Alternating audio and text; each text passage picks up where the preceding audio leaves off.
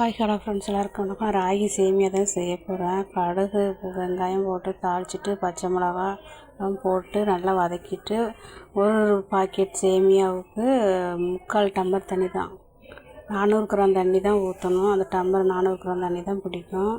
தண்ணி கொதித்த உடனே சேமியாவை அப்படியே போட்டு கிளறிட்டு அப்படியே சிம்மில் வச்சு மூடி வச்சுருங்க.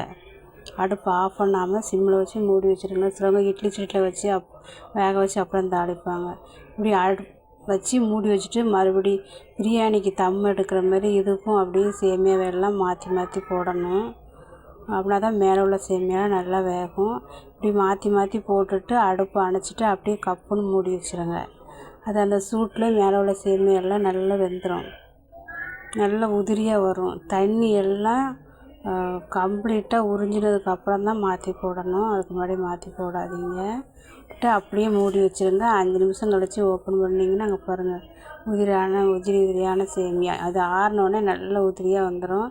இதில் நான் குழந்தைங்களுக்கு கொடுக்கும்போது இதில் முட்டை போட்டு கலக்கி கொடுப்பேன். சேனலுக்கு